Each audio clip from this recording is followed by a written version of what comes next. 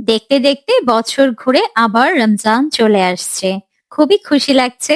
তো ভাবলাম যেহেতু রমাদান করা নাড়ছে, একটা মজাদার এবং খুবই স্বাস্থ্যকর একটা রেসিপি আপনাদের সঙ্গে শেয়ার করে ফেলি। চাইলে কিন্তু ইফতারে অন্যান্য ভাজাভাজি আইটেমের পাশাপাশি এই হেলদি আইটেমটি রাখতে পারেন। এতে করে সারাদিনের যে পুষ্টির চাহিদা সেটাও পূরণ হবে এবং ভীষণ মজাদার সিম্পল কিছু ইনগ্রেডিয়েন্টস দিয়ে। তো চলুন, দেরি না করে কথা না বাড়িয়ে চলে যাই রান্নায়।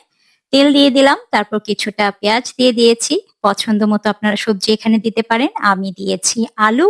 তারপর কিছুটা লবণ দিয়ে এখানে আমি একটু ভাজা ভাজা করে নিব। দিয়ে তারপর যেটা করতে হবে, একটু আদা রসুনের পেস্ট দিয়ে দিলাম। ভাজা ভাজা আলুটা করে নিয়ে তারপর দিয়ে দিয়েছি কিছুটা চিকেন, বোনলেস চিকেন দিয়ে দিয়েছি। দিয়ে এটাকে আরো কিছুক্ষণ আমি কষিয়ে নেব। মোটামুটি মিডিয়াম হিটে রেখে আমি এটাকে আস্তে আস্তে করে একটু করে কষিয়ে নিচ্ছি। আর দিয়ে দিলাম গাজর।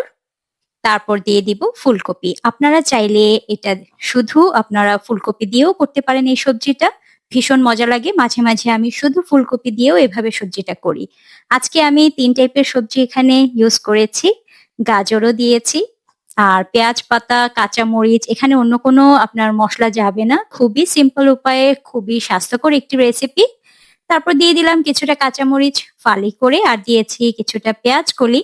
তো কিছুটা সেদ্ধ হয়ে যাওয়ার পর আমি এখানে দিয়ে দিলাম টমেটো পিউরে। একেবারে ফ্রেশ টমেটো পিউরেটা আমি পিউরে করে এভাবে ফ্রিজে রেখে দিয়েছিলাম, সেটাই দিয়ে দিয়েছি। দিয়ে আরো কিছুক্ষণ কষিয়ে নিলাম। এদিকে কিছুটা গুঁড়ো দুধ, আমি 1/2 কাপ গুঁড়ো দুধ গরম পানি দিয়ে গুলে রেখেছিলাম। আপনারা চাইলে ঘন করে জাল করে তারপর 1 কাপ দুধ এড করে দিতে পারেন। তারপরে এই যে মোটামুটি হয়ে গিয়েছে। এই সবজিগুলো হতে খুব একটা সময় কিন্তু লাগে না। ১০-১৫ মিনিটের মধ্যে আপনার এটা হয়ে যাবে। দেখুন। আর দিয়ে দিলাম ফ্রেশলি ক্রাশ করে কিছুটা গোলমরিচ। গোলমরিচের যে ফ্রেশ ফ্লেভারটা আমার কাছে ভীষণ ভালো লাগে। তারপর একটু নেড়েচেড়ে লবণ চিনির ব্যালেন্সটা, চাইলে আপনারা চিনিটা স্কিপ করতে পারেন, কারণ গাজর থেকে কিন্তু সুইটনেসটা আপনার ব্যালেন্স হয়ে যায়। আমি কিছুটা এড করেছি।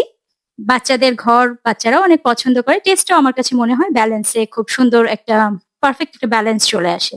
তারপর আরো কিছুটা পেঁয়াজ কলি দিয়ে দিয়েছি, আরো কিছুটা কাঁচামরিচও দিয়ে দিয়েছি। কাঁচামরিচের ঝালের জন্য আগে দিয়েছিলাম, এখন দিয়েছি ফ্লেভারের জন্য।